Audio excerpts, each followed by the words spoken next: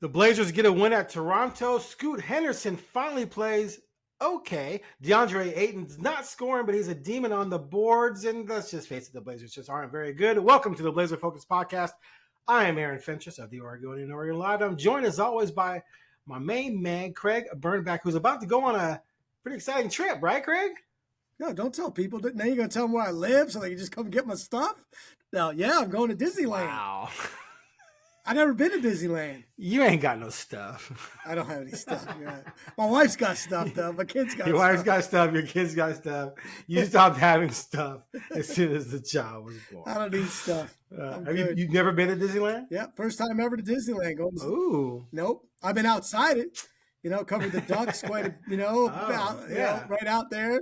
What was that, the Final Four when they were out there? Obviously covered a lot of Rose Bowls. I've been to LA a lot, and to even to Anaheim, like I said, to the arena, but I've never been inside the gates, so I'm excited. But I went to Disney World this year. I've been to Disneyland numerous times. It's a lot of fun. You got to just make sure you get fast passes. I told my wife that's why I work for Fast Pass. Exactly. That's why I work. Exactly. I get that for sure. I ain't got time to be standing in line for another 2 hours. Anyway. Well, man, it's been a minute. Yeah. We couldn't quite connect, and lots happened since we last talked. 4 Blazers games have taken place. They got smizzoked by the Clippers, beaten by the Magic, throttled by the Sixers, and pulled off a win last night at Toronto to move in 1-3. All I'm going to say about the win is that it was good that they got a win because they were a young team. They needed something. All the guys were pretty excited about it, clearly based on the videos I saw. I'm not there. I'm not traveling on this trip. But you know what? When your opponent shoots 4 of 29 on threes, you should win. So I don't want to be Debbie Downer too much. But the Raptors, who are still shooting 33% on threes after that performance, went 4 for 29. So I feel like the Blazers kind of stole one because another team was having a bad night. But we did see some signs of life here and there. What do you think? So I want to be more positive, right? Because honestly, I took some good advice from a good friend of mine, O-Dog. I won't call him out completely, who listens to our podcast. Uh-huh. And he gave a good point. He's like, look, Blazer fans know. You don't have to keep telling them stuff like negatives. They know they're not good. So I'm going to take that. I'm going to take heed to that. We don't need to remind people what they already can see. Look, we're going to keep it real. Go ahead. I'll keep it real. You go ahead. You be the good cop. I was going to say there's some things that I'd like. You're right about the fact that Toronto did not play well. But the Blazers did some stuff on defense that they hadn't seen. We had energy on defense, clutch blocks at the right time. Felt like Scoot fouled out. Don't get me wrong. But he felt like he got in the way a little bit more. Ayton was a force. So they got the win on the road. I don't care how you get a win on the road in the NBA. It's hard. And they got it done. And I thought they were going to lose. So, you know what I mean? I thought this was going to be a typical thing that you see in the NBA. The more talented team just kind of chills through 3 quarters, sometimes through 3 quarters and a half, and then waits and says, okay, 8 minutes, let's go. Toronto tried that, and the Blazers hit clutch shots when they needed to.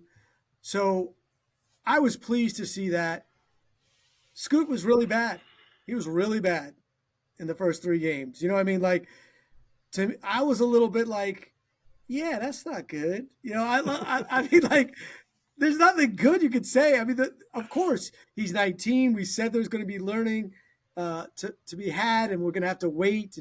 But I was like, ooh, this guy can't play right now, right? Like, it might not be good for him to be out there and completely kind of lost. So I will say he didn't look completely lost in this game. He said after the game he felt, he had a reset. We'll see. But it was at least a positive thing. Your point guard cannot average more turnovers than assists and continue to play. I don't care how much you care about it. If that can – you can't have a point They don't guard. care. No, but there's a point in which you care about him, and that kind of lack of success will weigh on a kid. That's what I'm saying. At some point in time, if you're that overwhelmed, you got to do your work in practice. And even though there's not much, you can't be out there because you're not learning good habits, and you need to watch for a while. You need to spend some time watching up close and personal. So I'm hoping that doesn't happen. Yeah, I mean, I thought it was a good win. The first 3 games, Ayton was, people are like, well, it's too early for a red flag. I'm like, well, it's orange. It's orange, right? Like it's not. But last night was great. He was a dominant force on the board. You get 20 rebounds in a game, you got to tip your hat. Admittedly, a lot of misses, so there were a lot more rebounds to be had. Right. But he got them all, and the offensive rebounds he got at times helped win the game. And I've said all along, I told you I thought they would struggle on offense because I didn't see a lot of proven NBA players. And losing Simons, which, this is our first time talking about it, that's just devastating for this team in any way. Like, it's not devastating for the long-term impact, but goodness gracious. He's just different than everyone else out there. But Grant and Brogdon are NBA players, and that's what that's what you saw last night. Like, when they needed guys to score, they're 3 NBA players that you could say, oh, okay, that's why these guys have been in rotations and played significant minutes before. Grant, Brogdon, and Ayton. They got them the win. And it's clear there's separation right now between real NBA guys with real NBA experience that have proven they could play in the NBA and everything else. All right, a lot to unpack there. Look. Not really. They're what they are, but it's too early to really say much. I mean, I wouldn't even go orange. I'd go yellow on it. I'm just saying it's not what you want.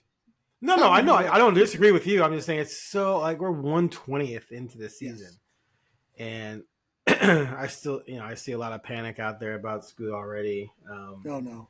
But the problem with the Scoot thing is that when people throw around generational, transcendent things like that, it just builds an expectation. And let's just face it, the vast majority of people who are fans and people in the media are not breaking down Scoot Henderson game film from the G League. But I pointed out the whole summer, how could you look at his G League stats and think he's going to come into the NBA and be that guy? Like, people were saying that Dame had to return, that Dame and Scoot was starting the backcourt. I was told early on that was not a thing. It would have been Dame and Ant. But people were thinking that way. Then Dame's gone, then it's like automatically Scoot has to start no matter what. And I'm like, well, I mean, if you just want to throw him out there because he's the number 3 pick and you put so much into him and Dame's basically leaving because you picked him and didn't trade him, then you want to start him, fine. But there's no way he was going to be better than Anfernee Simons and better than Sharpe. It was just some of the conversations I had with people about that. I'm like, what are you talking about? Like, Scoot was not better in the G League than Sharpe and Ant were in the NBA. But all of a sudden, he's going to walk into the NBA and be better than those two? No. The reality is he's the 3rd best point. Actually, I take that back. He's the 4th best point guard on this team. Skylar Mays is a better point guard right now. That guy plays extremely efficient minutes whenever he plays. But they're going to play Scoot because they kind of have to. It would be interesting to see if they were to pull back, if what we're seeing continues, and say, okay, let's just start Brogdon. They might view that as like a concession that, okay, this guy isn't what we thought he was, or they might think that might damage him maybe psychologically, that, oh, he lost his job. He came in as this hype number 3 pick and he lost his job. Meanwhile, Brandon Miller is killing it, by the way, for the Hornets. So I think they're just going to roll with him because the other part of this is they don't really care about winning. Like, they want to win when they're in the moment, but the franchise is not, they're not build this team to win. So if Scoot goes out there and struggles but gains experience and they lose games, all the better. But I wrote an article about him after last night because, something positive to write about. But let's be real. Let's be real about what he did. I mean, he fouled out. He shot 4 of 12. He missed all 6 of his threes. He's now shooting .056 from 3-point range, 33% from the field. Like you said, more turnovers than assists. It's just bad. But it's too early to panic. It's too early to freak out. It's too early to label. It's too early to worry about it. You just got to let the kid go. And maybe, like he said last night, that was sort of a reset for him because he had a solid game, 11 points, 7 assists. That was a big thing. He was averaging 3 assists. And I actually wrote before that, I was like, it's one thing for him to not shoot well, turn the ball over, get fouls. You got to at least do the one thing that you were hyped up to do, and that's be a playmaker, right? Get some assists, help your team. And he at least did that last night. So that's where I am with this. By the way, great kid, great to talk to, very personable, very aware and not cocky or arrogant at all. Just, good head on his shoulders, and I think he's going to get to where they want him to get to. I don't know if he's going to be the next Derrick Rose or Russell Westbrook. I don't know about all that. I don't know if he's going to be generational. I don't know that, but he's going to at least be a good NBA player. Yeah, I think everything you said was right on. The shooting, you've said it from the beginning, like that the expectation of his, what he shot in the G League wasn't that great, and it's going to be harder in the NBA. And right now, he's not shooting well. He's shooting in the bottom 1% of the NBA. You know what I mean? Like he Right. can't shoot the three at all. He's going to make some. So obviously they're not playing the best players. They're not starting the best players. I mean, that's clear. And I agree that they shouldn't unless they shouldn't. And the only reason to sit Scoot is if it becomes where you think it's a detriment, right? Where you think he's going to be hurt by the playing. Too early to tell that right now. And there's too much, people don't bash guys, but you hear if it's like guys aren't necessarily meeting certain standards or the things that scouts saw players don't see. There's no red flags for that yet. He's still lightning fast. He's still got an NBA build at 19 that he's just going to grow into. And let's just see I'm interested to see how much he accelerates, as far as getting better, because last night was a step in the right direction. Now, I think he can go right back, to struggling again. And the other thing is they got tape on him now, The Raptors clearly at one point on defense, when they were on offense, went, okay, whoever Scoot guards, that guy goes. You know what I mean? Like, it was clear that they're like, he's going to foul you or you're going to get by him. So what was one of the lines I said all summer when people were talking about his defense? There's not one scorer in the NBA who's worried about Scoot Henderson. Not a one. Yeah. About 19-year-old some kid, non-scorers. Some guys who think they're scorers are going to go that way. I just hope people have learned the thing that bothered me the most about the summer and people talking about it was that the disrespect they were showing to the NBA players. It was like, come on, do you watch the NBA? To think that he was going to come in and light it up and be this amazing defensive player, it's just ridiculous. And a little bit disrespectful to Simons. Just oh my God, he's just start over Simons. Dude, come on. Now, how bummed are you? You didn't even put it in the rundown. Like, he didn't even put it in the rundown. I don't want to talk about it. I don't even want to talk about it. He didn't but I'm not going to let him go. I'm bummed. I'm bummed. I was saying, I was so excited to see what it was going to be like where he had no bumpers. No bumpers. Right. Dude, you are by far our best option. Don't even worry. And not just for this game, for the whole season until you're not a Blazer, if they trade us. But I just say, you are by far, and then boom, it's over like in a blink. On an injury we didn't even see, it came out of nowhere. Oh, he's questionable. He's gonna play. He got a sore thumb. He'll play. Oh, he's still questionable. Oh, he's out a month. Oh, he's out a month. Didn't he go from questionable to? Well, no, he went from. I can't remember, but yeah, he's questionable. He went from questionable to out 4 to 6. I think is out. I thought he went somewhere. I thought he went probable, questionable, doubtful. I can't remember, but it was weird. Either way, it was a shock to see. Out 4 to 6 weeks, and then he needs surgery on the thumb. And I will say, I am no NBA player, but I have dislocated my thumb and ripped that tendon, and I was in a cast for a month, and it is amazing how much strength goes away in your thumb. It's not just easy. You don't. You need that thumb. So I think that 4 to 6 weeks, it's kind of if he can start really doing stuff in 4 weeks, maybe he can be ready in 6. But Thumb injuries are no joke when you have to grip a basketball. So I'm hoping it's 6 weeks and not 8 or longer. But Right. that broke your heart Yeah, a little, didn't it? Broke your yeah, heart I a was little. not happy. I was looking forward to the Ant show, and I still have high hopes for him. He'll be back, but yeah, it was disappointing. I wanted to see what he was going to do, and it's impacted Ayton. A little transition here to get off of the heartbreak of my dude being out, but Billups has talked a couple times about how they really hope that the pick and roll inside out game between Simons and Ayton would just be big for them, and that without one, Simons is a more advanced ability to do that than Scoot, and two, his shooting ability Threat. opens things Yep. up, right? That's impacted Ayton offensively. Now Ayton's only averaging 8.8 points, but he's only taking 7 shots a game. And so to me, like if he's not really getting the ball, they're not feeding him. That's not on him. But he's second in the NBA in rebounds at like 14.8 or whatever. You get 20 Uh, plus in one game, it helps. yeah, Because you but can get he had, 0 in the next game and still average 10. true. I'm no math whiz, but I know how to But do that. he had 14 against the Magic. He didn't play a ton in the Clippers game because of foul trouble. I think he still had 9.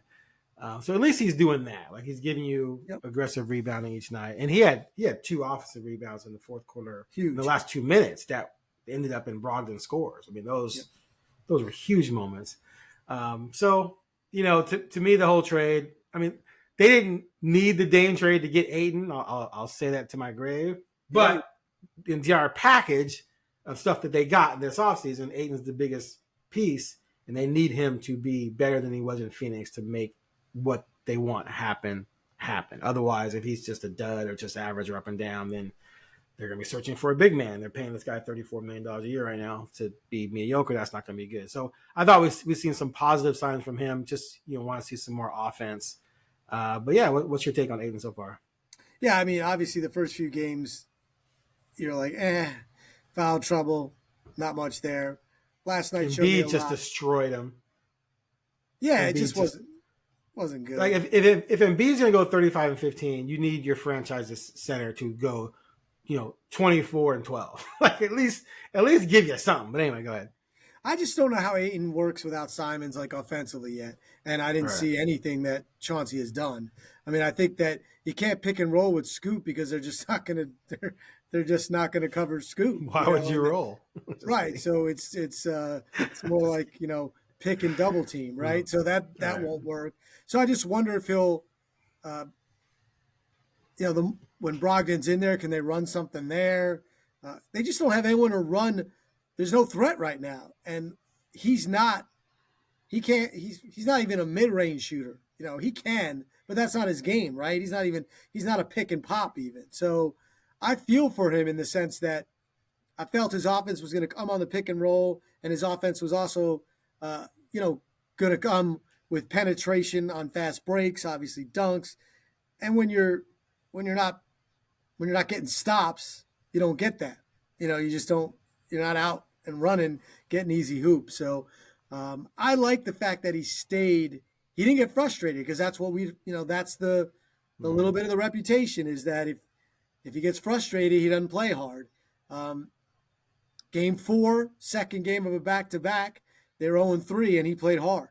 And he won the game with those offensive rebounds and his defense. So, but yeah, I think that Chauncey, Billups is going to have to figure out a way to get him involved in the offense early. He's now, your best player. So I don't know. Is he? Who's better? Grant? Offensively, Grant. I'm just saying, okay, it's him or Grant. That's it. Brogdon's really good, but he's killing it. Okay, if you're he can score at more levels than Ayton. I'm just saying, Brogdon and Grant, best 2 offensive players. You need Ayton to be at their level. Brogdon does not make $35 million for a reason. 22. Just saying though, right? There's a $12 million difference. Brogdon's an NBA player, but he's not part of your future either, right? So I'm just saying it's important to figure some stuff out for him. Try to run something for him, but I don't know how. I don't know what they're doing, in the sense that maybe he is, and it's just not working in the beginning. The looks aren't there. The more Scoot develops, the better Ayton, things will open up. If Sharpe, can shoot consistently, I mean, right now, there's nobody you worry about on the, shooting you. If you're playing defense, you're fine with anybody on the Blazers shooting threes. I mean, you're not worried about it at all. Brogdon is a good. What are you trying to say? I'm trying to say they're not good on offense. Are you trying to say that they ranked 29th in 3-point percentage at 28.5%? Is that what you're trying to say? Saying? So I hope to see more of that. I hope to see, Sharpe keep moving forward. Like, I like what they're saying about him, but even in his great game, he didn't shoot great. Last night he had 14. Solid though, and not embarrassing, right? So that's the key. He's got to. I want to see him get 30. You know what I mean? Like, just give me 30 in a game where you're just shooting lights out. But maybe that's game 36, not game 6. I have nothing but positives to say about Shaedon. With Ant going down and him coming into the starting lineup, which, maybe he should have been in the starting lineup anyway. And I kind of feel like when Ant comes back, if they're still committed to Scoot, that maybe Shaedon pushes Batiste out of the starting lineup or just gets more minutes, which I think he is anyway now. Anyway, he's getting 36 minutes per game. Right. And why not? But, yeah, why not?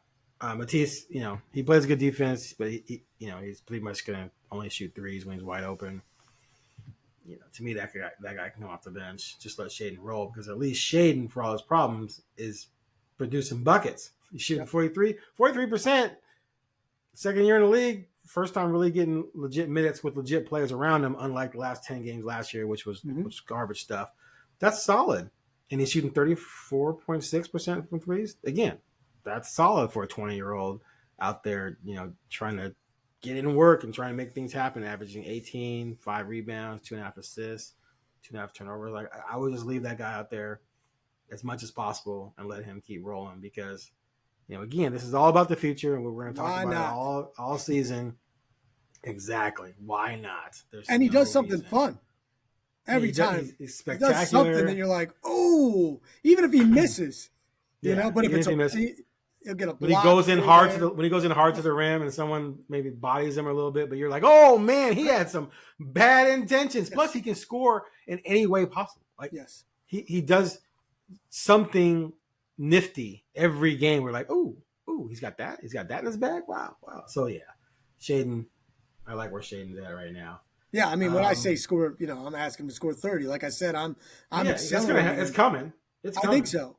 Yeah, I think so. It's coming, especially with Ant out. So let's talk about the young kids real quick. A lot of praise for Jabari Walker. A lot of praise for Toumani Camara. Chris Murray has kind of disappeared between those two guys, which is fascinating since Murray was a first-round pick and those two guys were second-round picks. Kamara definitely has been a pest on defense. Not very efficient on offense yet. That's fine though, because Billups will put him out there just to give himself a 6'8" guy who can harass people on the perimeter, right? And then he looks like an NBA wing. He looks like an NBA wing. Yeah, he doesn't know he shoot like one yet, but he looks like it, like he's gonna. And why not? Like, this guy's got potential. Let him go. See what happens. Yeah. And he can only if he doesn't work out. So, okay, if he does work out, holy cow, right? Keep feeding the minutes, right? Yes. And then there's Jabari, man. Jabari, he looks good. 14 minutes a game, but he's shooting 55%. He does not take bad shots. He does not force anything. He's shooting 40% on threes.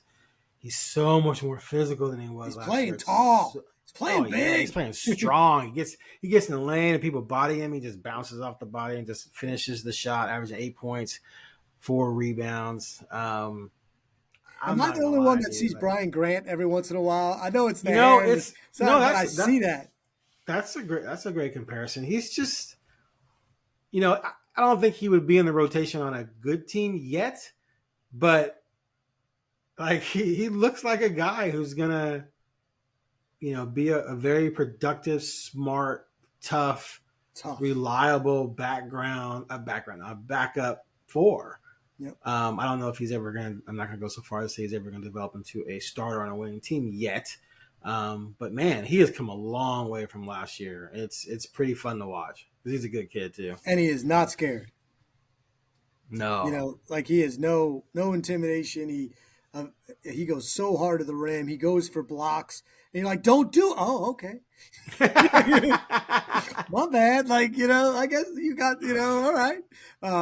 Yeah, and I think you could tell when he's out there, he brings energy and they feel it. Mm-hmm. And when Absolutely.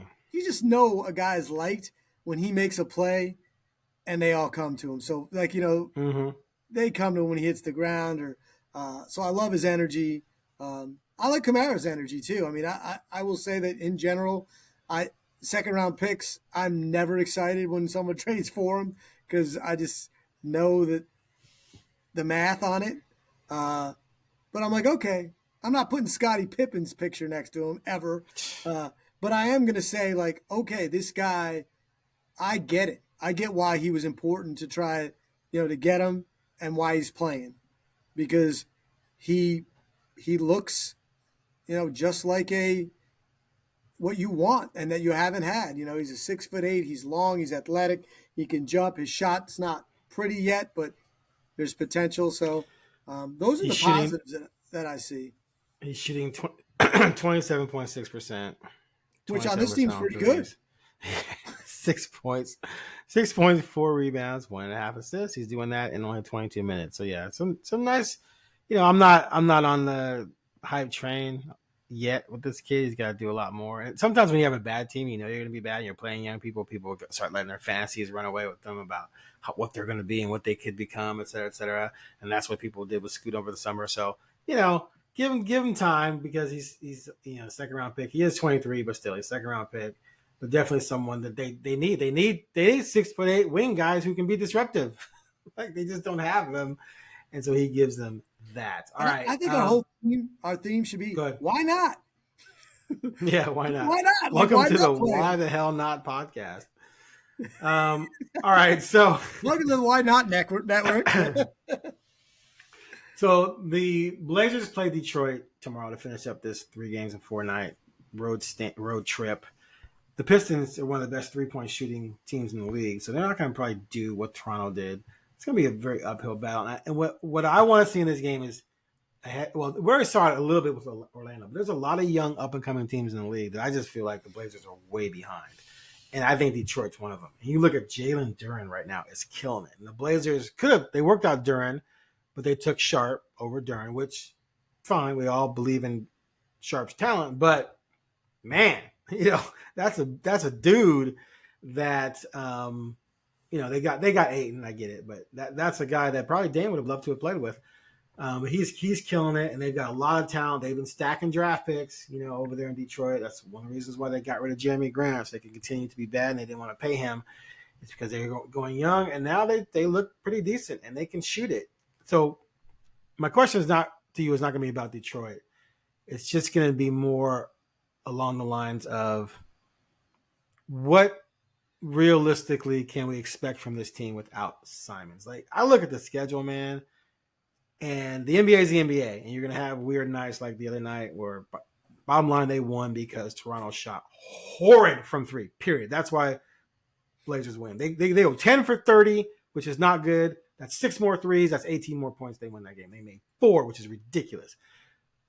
How many wins can this team get before Ant comes back? I mean, could they be 3-20 when he comes back?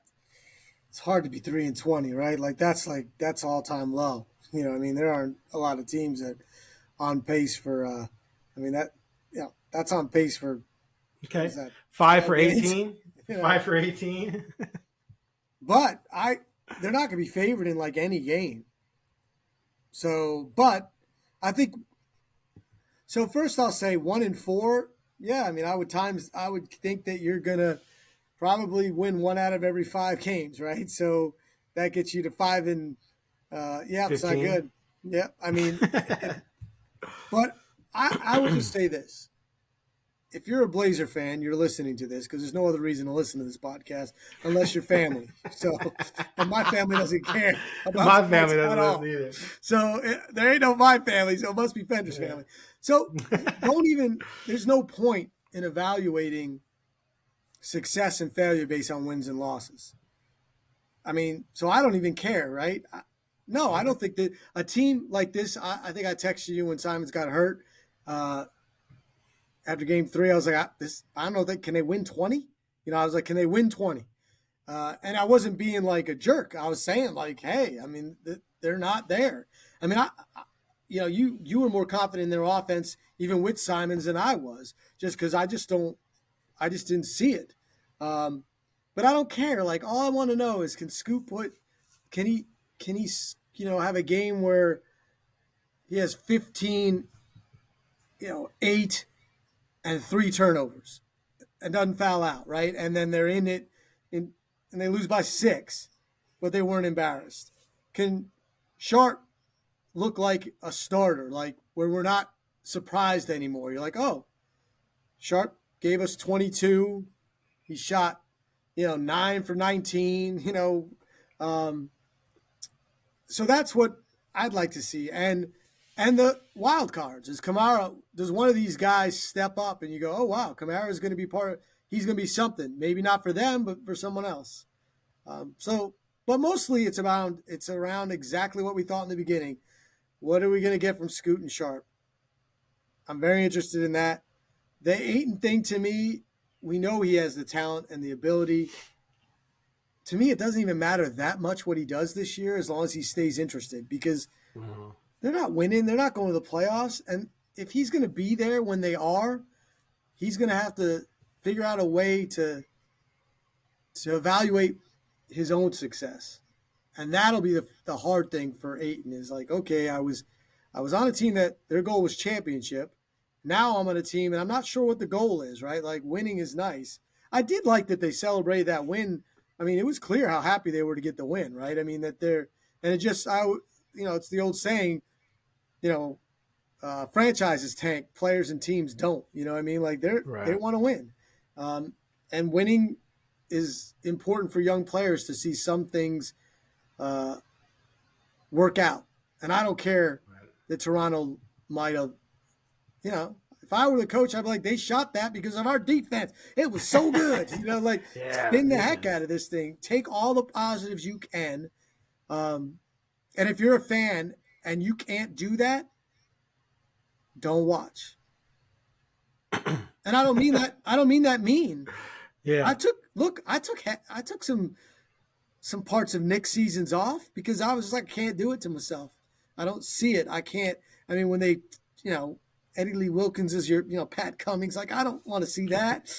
I don't care. He had 14. We stink. So, we didn't even have the young players. So I would just say, I don't know. I don't even want to get into the wins and loss conversation because it's A, depressing. B, I don't think it matters. Just don't make the playoffs so you can get a lottery pick. Like, that's been my thing from day one, right? And I feel good right now. Like, I don't even have to fight anybody on that anymore. Like, no one's watched these first, handful of games and go, I don't know, those baby Blazers, they might shock you. They're like, ooh, okay, we're gonna have to figure out what to root for. And for me, it's pick out things. The one fan I was talking about, he said some of the most enjoyable times he had as a Blazer fan was watching young players get better. And I think that I said to him, yeah, but you were younger then. And it's easier for young fans to think that way. But that's what you're going to have to enjoy, like growth and signs of hope. I agree. I mean, I'm just looking at the month of November. I think they can get a split with Memphis. Memphis is struggling without Adams and without Morant. And then after that, at Sacramento, at Lakers, at Utah, Cleveland, Lakers, Oklahoma City, at Phoenix, Utah, Milwaukee. I mean, those are all L's. They might get lucky, like they did against Toronto. But, it's a foregone conclusion that they're not going to win a lot of games and that it's just all about how guys develop before our eyes. And who knows, maybe by the end of that stretch, Henderson has put together a stretch of 5 games where he's averaging 15 and 8. Maybe he still has 4 turnovers. Maybe he's still fouled out twice, right? Maybe he's still only shooting 38% and 24% on threes, but at least you see progress. He's starting to feel more comfortable about playing at this level and dealing with the types of things he's seeing. So yeah, I mean, that's just the state of this franchise, man. I mean, there's no other way to put it. So, yeah. Yeah, and I'm just saying, like, embrace it and enjoy the moments that you know. Like, as if you're putting these expectations on wins and losses, it's silly. If you're putting expectations on, you know, Kamara being an all-star, you're not being realistic. So put expectations on, can he be a rotation player? You know, is he a piece that either you might have on your team when you don't stink, or that you can turn into something? And, you know, the part that's interesting is, how do we evaluate? To me, it's how do you evaluate Chauncey Billups that I don't know yet, right? I still haven't figured out. Dude, We're year 3 and I can't figure it out. People are already crying about Billups, and I'm just like, geez, really? Yeah. You're looking out on the court at this team and going, oh, the coach is the problem. It's ridiculous. I can't even muster the energy. But I don't know. It's ridiculous. But it is tough to evaluate in any way, right? Like, I don't know what to do. It is beyond the stretches where they were healthy, which is very so small stretches, right? In the last couple it's of years. It's like the stretch in our lives we had hair. We think right, we had time, but it wasn't. And then that stretch his first year where Ant and Nurk sort of took over and they went 12-12 before they shut things down, which was still, to me, a miracle. That they were 12-12 with Ant in the lineup, and then they shut things down.